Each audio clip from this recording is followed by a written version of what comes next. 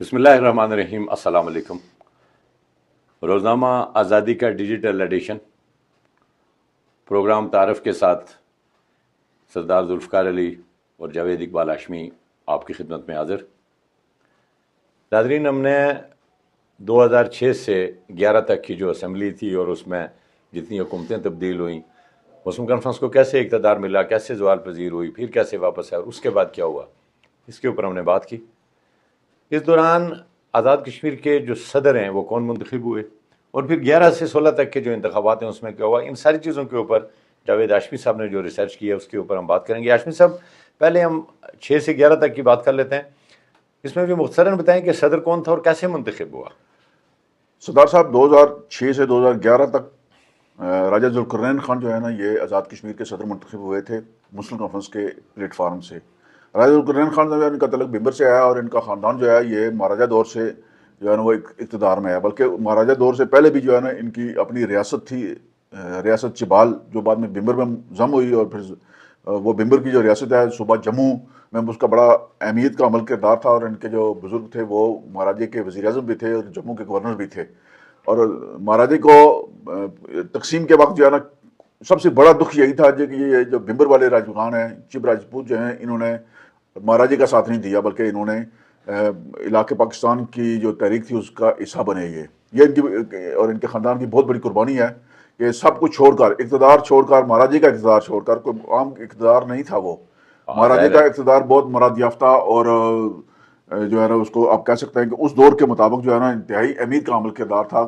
اور وہ کردار انہوں نے مہاراجے کو نظر انداز کر کے انہوں نے اس علاقے کی آزادی، اس علاقے کے عوام کے حقوق اور مسلمانوں کے جو بحثیت مجموعی معاملات سے ان کو اہمیت دی. اور پھر یہ خاندان جو ہے نا آزاد کشمیر کی سیاست میں کسی نہ کسی حوالے سے متحرک رہا، اور ان کی خدمات کے عوض 2006 میں انہیں صدر آزاد کشمیر منتخب کیا گیا. اچھا ہاشمی صاحب، یہ بتائیں 11 کے انتخابات میں کون جیتا، کن جماعتوں کا آپس میں مقابلہ ہوا ہے، وہ جو مسلم کانفرنس کی جو ہیوی مینڈیٹ تھا 6 کا، اس کا کیا ہوا؟ اگر آپ تھوڑی سی مجھے اجازت دیں، میں تھوڑا سا پس منظر بتا دوں کہ مسلم کانفرنس جو ہے نا وہ سردار عتیق صاحب کے اقتدار کے خاتمے کے بعد ایک کشمکش جو ہے نا مسلم کانفرنس کے اندر جو پہلے سین اور کاف گروپوں میں تھی وہ عروج پر پہنچ گئی. اور یہ فاروق قادر صاحب کو اقتدار ملا، پھر فاروق قادر صاحب کو ہٹا کر پھر عتیق صاحب کو لیا، درمیان میں یعقوب صاحب کو بھی تھوڑا سا موقع ملا. لیکن یہ جو کشمکش تھی بنیادی طور پر یہ مسلم کانفرنس کی قیادت کے لیے کشمکش تھی. اور فاروق قادر صاحب اور سردار عتیق کی دو جو شخصیات تھیں، ان کے درمیان شخصی لڑائی تھی. فاروق قادر صاحب جو ہے نا وہ بھی مسلم کانفرنس کی صدارت چاہتے تھے، اور سردار عتیق صاحب یہ صدارت چھوڑنے کے لیے تیار نہیں تھے. اور مسلم کانفرنس کے اندر جو وہ الیکٹیبلز ہیں، جو پرانے لوگ تھے، جو مسلم کانفرنس کی اصل جو ریڑھ کی ہڈی تھے، وہ فاروق قادر صاحب کے ساتھ تھے. اور سردار عتیق صاحب کے ساتھ جو ہے نا وہ کارکن تھے یا ان کی اپنی جو ٹیم تھی وہ تھی. تو پھر وہ نتیجہ یہ نکلا کہ سردار عتیق صاحب کے رویے کے خلاف، ان کے طرز عمل کے خلاف بغاوت ہو گئی. اور مسلم کانفرنس کے جو ایک بڑا طبقہ تھا، جو الیکٹیبلز تھے، انہوں نے طویل مشاورت کے بعد سردار سکندر یاد خان صاحب کی زیر قیادت مسلم لیگ نون کی بنیاد رکھی آزاد کشمیر میں، اور میاں محمد نواز شریف صاحب کو قائل کر لیا کہ وہ پاکستان مسلم لیگ نون کا دائرہ کار آزاد کشمیر تک بڑھائیں. تو 25 دسمبر 2010 کو مظفر آباد کے یونیورسٹی گراؤنڈ میں بڑا جلسہ عام منعقد ہوا تھا، اور وہاں پاکستان مسلم لیگ نون آزاد کشمیر تک اس کا دائرہ کار بڑھانے کا میاں نواز شریف صاحب نے اعلان کیا. یہ اس کے ٹھیک جو ہے نا 7 مہینے بعد جو ہے نا آزاد کشمیر میں عام انتخابات ہوئے، اور حیران کن طور پر مسلم لیگ نون نے 11 نشستیں حاصل کر لیں. نہیں ہاشمی صاحب، 11 میں پھر یہ بتائیں حکومت کس کی بنی؟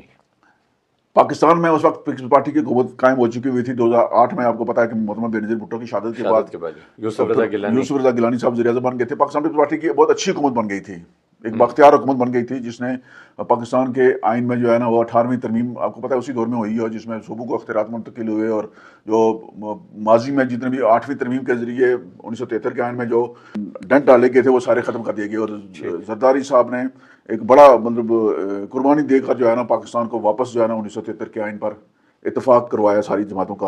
تو آزاد کشمیر کو بھی اس کے اثرات ملے. اور یہاں الیکشن 2011 میں پاکستان پیپلز پارٹی کی حکومت بوجہ اسلام آباد وہ منتخب ہو گئی، اور باریک سریح سے پیپلز پارٹی کامیاب ہوئی تھی 2000. تو یہ بتائیں کون لوگ آپ کے پاس اس کی فہرست ہے موجود کہ کون لوگ اس وقت منتخب ہوئے تھے، اور پھر وزیر اعظم کون بنا، پھر اس وقت صدر کس کو بنایا گیا، کیا خاص چیزیں اس میں کیا ہوئی؟ پہلے آپ مجھے ممبران کے بارے میں اگر بتائیں گے کہ کہاں سے کون منتخب ہوا، پھر ہم اس کے اوپر بات کریں گے کہ وزیر اعظم کا انتخاب کیسے ہوا.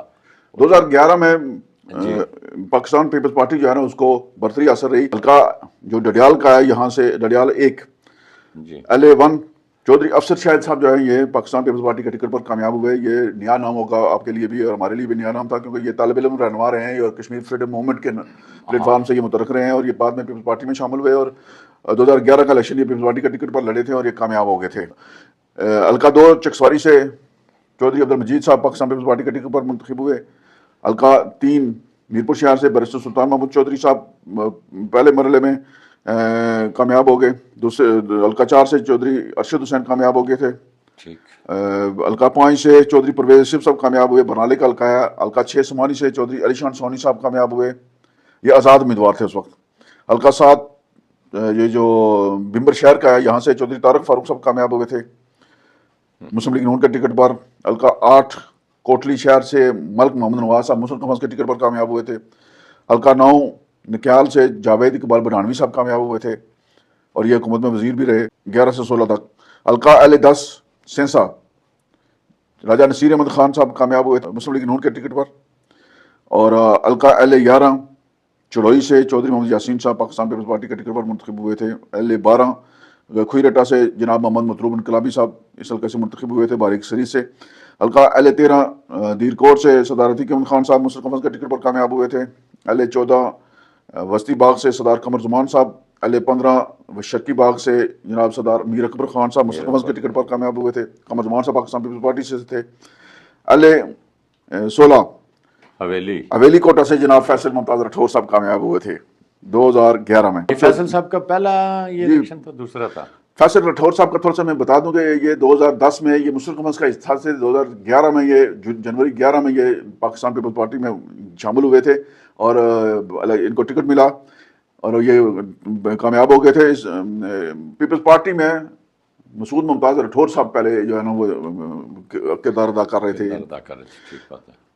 حلقہ جو ہے جناب حلقہ 17 حجیرہ عباس پور سے یاسین گلشن صاحب کامیاب ہوئے تھے. حلقہ 18 سے سردار غلام صادق صاحب پاکستان پیپلز پارٹی کے ٹکٹ پر کامیاب ہوئے تھے. یاسین گلشن صاحب جو ہیں یہ مسلم لیگ نون کے ٹکٹ پر کامیاب ہوئے تھے.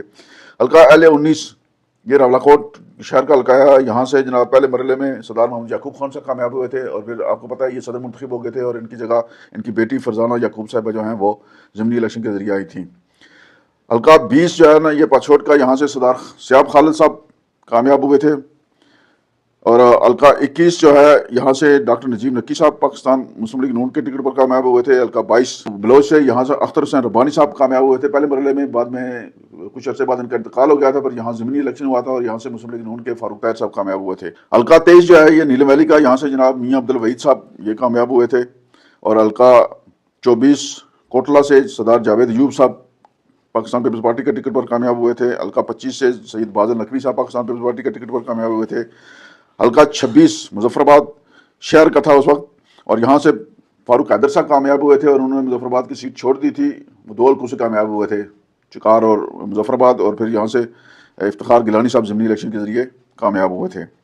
حلقہ 27 جو ہے کھابڑے کا یہاں سے جناب چودھری لطیف اکبر صاحب پاکستان پیپلز پارٹی کے ٹکٹ پر کامیاب ہوئے تھے. حلقہ 28 چکار سے راجہ فاروق قادر خان صاحب کامیاب ہوئے تھے. اور حلقہ 29 لیپی کا جو ہے یہاں سے جناب چودھری محمد رشید صاحب کامیاب ہوئے تھے. یہ تو تھی جناب ممبران اسمبلی کی تفصیل. اور مہاجرین مقیم پاکستان جو ہے ویلی اور جموں کے حلقوں کے لیے جو مختص 12 نشستیں ہیں ان پر جموں 1 سے طاہر کھوکھر صاحب کامیاب ہوئے تھے MKM کے ٹکٹ پر. اور ویلی جموں 2 سے چودھری اسماعیل صاحب مسلم لیگ نون کے ٹکٹ پر کامیاب ہوئے تھے. جموں 3 سے چودھری محمد اسحاق صاحب پاکستان مسلم لیگ نون کے ٹکٹ پر کامیاب ہوئے تھے. جموں 4 سے جناب محمد حسین سرگالہ یہ بھی مسلم لیگ نون کے ٹکٹ پر کامیاب ہوئے تھے. اور جموں 5 سے چودھری محمد اکبر ابراہیم جو ہے نا یہ آزاد کامیاب ہوئے تھے. تعلق ان کا جو ہے نا مسلم لیگ کیوز تھے تھا. اور جموں 6 سے جناب راجہ محمد صدیق صاحب پاکستان مسلم لیگ نون کے ٹکٹ پر کامیاب ہوئے تھے. ویلی 1 سے سلیم بٹ صاحب کامیاب ہوئے تھے MKM کے ٹکٹ پر. ویلی 2 پر الیکشن نہیں ہوا تھا. یہ دیوان صاحب والا یہ سیٹ خالی رہی. ویلی 3 سے غلام محی الدین دیوان وہ میں نے غلام محی الدین دیوان نام ہے ان کا. میں یہ کہہ رہا ہوں نا کہ کوئی دیوان چغتائی صاحب کا نہ سمجھ لے گی. نہیں غلام محی الدین دیوان جی غلام محی لاہور سے جو ہے نا ان کا تعلق تھا. تو یہ الیکشن والے دن لڑائی ہوئی تھی. الیکشن جو ہے نا وہ ملتوی ہوئے اور پورے 5 سال الیکشن نہیں ہوئے چونکہ مسلم لیگ نون لاہور میں اپنے گھر میں جو ہے نا ایک اپنے مخالف امیدوار کا بندوبست نہیں کر سکی، آج دن تک نہیں کر سکی۔ پہلی 3 سے جناب شوکت شاہ صاحب کامیاب ہوئے تھے، 4 سے جناب اظہر حسین گیلانی صاحب پاکستان پیپلز پارٹی کے ٹکٹ پر کامیاب ہوئے تھے، ویلی 5 سے جناب عبدالسلام بٹ صاحب کامیاب ہوئے تھے، مرحوم عبدالسلام بٹ صاحب، اور ویلی 6 سے جناب کامیاب ہوئے تھے خان عبد الماجد خان صاحب۔ خواتین کی نشستوں پر کامیاب ہوئی تھیں محترمہ صدف شیخ صاحبہ پاکستان پیپلز پارٹی کی، محترمہ شازیہ خاتون یہ جو شازیہ اکبر کے نام سے مشہور تھیں یہ کامیاب ہوئی تھی پاکستان پیپلز پارٹی کے ٹکٹ پر، اور محترمہ شاہین کوثر ڈار پاکستان پیپلز پارٹی کی جیلی کارکن ہیں، آج کل جو ہے نا یہ شعبہ خواتین کی صدر ہیں، ڈپٹی اسپیکر بھی رہی ہیں، بڑا متحرک کردار ہے ان کا۔ اور ایک خاتون تھی محترمہ ڈاکٹر فوزیہ اشرف صاحبہ، یہ نارووال سے ان کا تعلق تھا، فاروق حیدر صاحب بھی نہیں جانتے تھے، کوئی بھی نہیں جانتا تھا، بس یہ ادھر مقامی مسلم لیگ جو تھی ان کی خواہش پر ان کو بنایا گیا تھا، جو بعد میں استعفیٰ دے گئی تھی، اور یہاں بیگم شمشاد عزیز صاحبہ جو ہے نا وہ آخری مرحلے میں ان کو خواتین کی نشست پر ممبر اسمبلی بنایا گیا تھا، اور محترمہ مہر النساء صاحبہ جو ہیں یہ کامیاب ہوئی تھی مسلم کانفرنس کے ٹکٹ پر۔ اوورسیز کی نشست پر کامیاب ہوئے تھے جناب راجہ واجد الرحمان صاحب، ٹیکنوکریٹ کی نشست پر کامیاب ہوئے تھے جناب عابد حسین عابد صاحب رالا کوٹ سے، اور علماء بشاہ کی نشست پر جناب پیر محمد عتیق الرحمان صاحب فیض پوری صاحب یہ پیپلز پارٹی کے ٹکٹ پر بھی کامیاب ہوئے، مسلم کانفرنس کے ٹکٹ پر بھی کامیاب ہوئے، اور پیر ہے نا سب دعا کراتے ہیں، ان کی پھوک کام کرتی تھی، ان کی دعا جو ہے نا وہ بہت سارے لوگوں کو لگی ہے، اور جس کی وجہ سے وہ وزیر اعظم بنے۔ لیکن آپ یہ بتائیں کہ وزیر اعظم کون بنا، کیسے نامزدگی ہوئی، میرٹ پہ ہوئی یا پرچی نکلی؟ 2011 میں جو ہے نا وہ وزارت عظمیٰ کے پیپلز پارٹی کو، آپ کو بتایا نا کہ ہمیشہ سے وزارت عظمیٰ کے پیپلز پارٹی کے اندر بے شمار امیدوار ہوتے ہیں، اور 2011 میں بھی بہت سارے امیدوار تھے، بلکہ جو مظفر آباد کے کچھ ہوٹل ہیں یہ بک تھے، گیسٹ ہاؤس تمام بک تھے، ایک امیدوار نے سارا مظفر آباد بک کروایا ہوا تھا، انہیں 100% یقین تھا جی کہ وہ وزیر اعظم منتخب ہوں گے، لیکن پیپلز پارٹی نے حیران کن طور پر ایک جعلی کارکن چودھری عبد المجید کو وزیر اعظم کے لیے نامزد کر دیا۔ یہ پرچی نکلی تھی، لفافہ آیا تھا اسلام آباد سے جو آخری دن مظفر آباد میں آ کر کھولا گیا تھا، اور اس وقت صورتحال ایسی تھی کہ کوئی بندہ اس میں ریئیکٹ نہیں کر سکا، اور وزارت عظمیٰ کے جو دوسرے امیدوار تھے وہ چودھری محمد یاسین صاحب تھے، تو ان کو فوری طور پر اسی وزیر اعظم کے انتخاب کے ساتھ ہی جو ہے ان کو سینئر وزیر اور بلدیات اور PDO کی وزارت دے کر مطمئن کیا گیا، اور ساتھ ہی جو ہے نا صدارت کے لیے توقع تھی جی کہ بلکہ نامزدگی ہو گئی تھی جو لطیف اکبر صاحب کی، یاد ہوگا آپ کو، تو اچانک جو ہے نا وہ لطیف اکبر صاحب کی جگہ لفافے میں حاجی یعقوب صاحب کا نام نکل آیا۔ یہ بڑی عجیب بات ہے، پیپلز پارٹی کے اندر اس طرح کی وزیر اعظم میرٹ پہ بنا دیا، صدر میں پھر ڈنڈی مار کے پرچی دی۔ لیکن ایک چیز وہ کر سکتے تھے تو انہوں نے وزیر اعظم کے لیے جو ہے نا وہ میرٹ قائم رکھا، اور صدارت کے لیے جو ہے نا زرداری صاحب کو اختیار دیا، اور زرداری صاحب نے اپنے پرانے احسانات چکانے کے لیے حاجی یعقوب صاحب کو، حاجی صاحب ریاست کے بڑے آدمی ہیں، بٹ پیپلز پارٹی کے لیے خدمات چودھری لطیف اکبر کے مقابلے میں حاجی صاحب اتنے بڑے آدمی نہیں تھے کہ وہ صدر ریاست بن جاتے، جس طرح وہ قسمت کے دنی ہیں، وہ آساتی طور پر وزیر اعظم بن گئے تھے آپ کو پتہ ہے، اور پھر آساتی طور پر ہی جو ہے وہ صدر آزاد کشمیر بن گئے۔ ان کے ساتھ کے جو لوگ ہیں جو ان سے بہت سینئر ہیں، مثلا لطیف اکبر صاحب کی اگر آپ دیکھیں تو جو حاجی یعقوب صاحب سے بہت زیادہ سینئر ہیں لطیف اکبر صاحب آزاد کشمیر کی سیاست میں، وہ صدر آزاد کشمیر نہیں بن سکے، وہ وزیر اعظم نہیں بن سکے، لیکن حاجی یعقوب صاحب کا قرآن نکل آیا، اور 5 سال انہوں نے بڑے ڈرکے کی چوٹ پر آزاد کشمیر کی صدارت کا منصب جو ہے نا وہ انجوائے کیا۔ اس دور میں صدر آزاد کشمیر کا جو منصب جو ہے نا وہ حاجی یعقوب صاحب کے اس منصب پر بیٹھنے کے بعد اس منصب کی عزت میں اضافہ نہیں ہوا، بلکہ جو پہلے شخصیات بیٹھتی رہی ہیں، راجہ ذوالقرنین صاحب کی وجہ سے یہ منصب بہت باوقار ہوا، اس سے پہلے انور خان صاحب کی وجہ سے بھی اس منصب کا وقار قائم رہا، مجاہد اول صدر رہے، سردار صدریات خان صدر رہے، غازی ملت صدر رہے، تو یہ جو منصب ہے صدارت کا یہ ہر لحاظ سے باوقار اور باعزت رہا، لیکن حاجی صاحب کے آنے کے بعد جو ہے نا اس کی وہ وقار اور وہ جو عزت تھی وہ بحال نہیں رہ سکا۔ کیوں حاجی اس کے بعد ایک راستہ نکلا ہے، خاموش صدر رہے۔ حاجی صاحب کا اتنا سیاسی تجربہ اتنا بھی نہیں، اس عہدے کے کچھ تقاضے ہیں، صدر آزاد کشمیر کا جو عہدہ ہے وہ سیاسی عہدہ نہیں ہے، یہ آئینی عہدہ ہے، یہ آئینی سربراہ ہوتے ہیں ریاست کے، اور یہاں یہ یونیورسٹی کے چانسلر بھی ہوتے ہیں، یونیورسٹی کا چانسلر ہونا ایک ایسا اعزاز ہے جو باقی سارے اعزازات سے آگے ہے، تو صدر آزاد کشمیر کا بہت زیادہ تعلیم یافتہ ہونا، صاحب بصیرت ہونا، معاملہ فہم ہونا، غیر متنازع ہونا، یہ بہت زیادہ اہمیت کا عمل ہے۔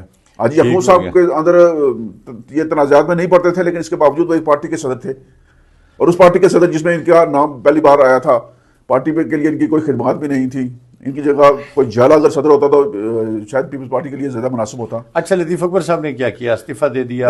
لطیف اکبر صاحب نے استعفیٰ نہیں دیا، وہ تو جھالے کارکن ہیں، تو پھر وہ ان کو صدمہ بہت پہنچا اس کا، وہ حکومت میں PND اور خزانے کے وزیر بن گئے، وزارت انہوں نے قبول کر لی، اور پھر جو ہے نا ان کو دل پر یہ چیز جو ہے نا بہت زیادہ اس کے اثرات مرتب ہوئے, وہ بیمار ہو گئے. آپ کو پتا ہے کہ ان کا جگر جو ہے نا وہ تقریباً کام چھوڑ کر گیا تھا, اور پھر وہ باہر چلے گئے اور کافی عرصہ باہر رہے, وہاں ان کا علاج ہوا اور وہ صحتیاب ہو کر واپس آئے. اور پھر انہوں نے حکومت جو تھی چودھری مجید صاحب کی حکومت چلانے میں, اس کو آگے بڑھانے میں اور پیپلز پارٹی کی حکومت کی گرپ قائم کرنے میں لطیف اکبر صاحب کا بڑا کردار رہا. گورننس کیسی رہی چودھری مجید صاحب کی حکومت میں؟ کوئی یہاں پہ بھی عدم اعتماد, رولے جھگڑے؟ یہ جھگڑا پہلے دن سے تھا. دیکھیں پیپلز پارٹی کے اندر جو ہے نا لیگ پولنگ بہت زیادہ ہوتی ہے, یہ اندرونی سازشیں جو ہے نا ہمیشہ سے رہی ہیں. راٹھور صاحب جو ہے نا وہ راٹھور صاحب جیسا جو ہے نا وہ شخص وہ اگر نہیں برداشت کر سکا یہ سازشیں, تو پھر چودھری مجید صاحب کی یہ ہمت ہے. البتہ ان کو پارٹی قیادت کا اعتماد حاصل رہا پاکستان میں جب تک وہ وزیر اعظم رہے. تو پاکستان میں پیپلز پارٹی کی حکومت اوپر نیچے نہیں ہوئی؟ حکومت ختم ہو گئی تھی, لیکن میاں نواز شریف صاحب نے آزاد کشمیر میں عدم اعتماد پیش کی ہوئی, عدم اعتماد کا ساتھ دینے سے انکار کر دیا. اچھا ہاشمی صاحب مجھے یہ بتائیں, ہم نے جتنا آزاد کشمیر ماس وائز جنرل پرویز مشرف کی, باقی ہر دور میں یہاں حکومت بنتی ہے تو اسلام آباد میں بدل جاتی ہے, اسلام آباد میں بنتی ہے یہاں پہ بدل جاتی ہے, کیا ہوتا ہے؟ یہ بدقسمتی ہے نا آزاد کشمیر کی, یہ لوگوں کا جو ہمارے سیاستدانوں کا یہ سارا قصور ہے کہ یہ اسلام آباد کی طرف جب یہ انہوں نے انحصار اپنے لوگوں پر ڈپینڈ کرنا چھوڑ دیا, لوگوں پر اعتماد کرنا چھوڑ دیا, اسلام آباد کی طرف متوجہ ہو گئے, تو پھر اسلام آباد میں حکومتیں بدلنا ایک معمول کی کارروائی رہی ہے. اس کا نقصان ہوا ہے آزاد کشمیر کے اندر, تعمیر و ترقی کا عمل بہت زیادہ متاثر ہوا ہے, اور یہاں گورننس کا ماحول جو ہے اس پر بھی دور اثرات مرتب ہوئے, اور جو زلزلے کے بعد جو تعمیر نو بحالی کا جو کام تھا اس پر بھی اس کے اثرات بڑھے. اور آج آزاد کشمیر کے اندر یہ جو تحریکیں اٹھ رہی ہیں اس کی بنیادی وجہ بھی آزاد کشمیر کے اندر سیاسی استحکام رہا ہے. اگر سیاسی جماعتیں بطور ادارہ کام کرتی, سیاسی جماعتیں مضبوط ہوتی, سیاسی قیادت باوقار اور باکردار رہتی, نظریاتی سیاست کو فروغ دیا جاتا, تو آج یہ حالات نہ ہوتے جو اس وقت ہم جن کا سامنا کر رہے ہیں. بہت شکریہ جاوید ہاشمی صاحب. ناظرین, ہم نے 11 سے 16 تک کی جو گورنمنٹ تھی, پاکستان پیپلز پارٹی کی گورنمنٹ تھی, چودھری مجید صاحب اس کے جو ہیں وزیر اعظم تھے اور حاجی یعقوب صاحب اس کے صدر تھے, تو اس کے اوپر ہم نے بات چیت کی ہے. ہمارا جو نیکسٹ پروگرام ہے اس میں ہم بات کریں گے جو 16 سے 21 تک کی جو حکومت ہوئی ہے, اور یہ بھی بڑی دلچسپ اور بہترین حکومت آزاد کشمیر میں رہی ہے. اس میں بہت سے سیاسی اتار چڑھاؤ ہوئے ہیں. اپنے میزبان سردار ذوالفقار علی اور جاوید اقبال ہاشمی کو آئندہ پروگرام تک دیجیے اجازت. اللہ نگہبان.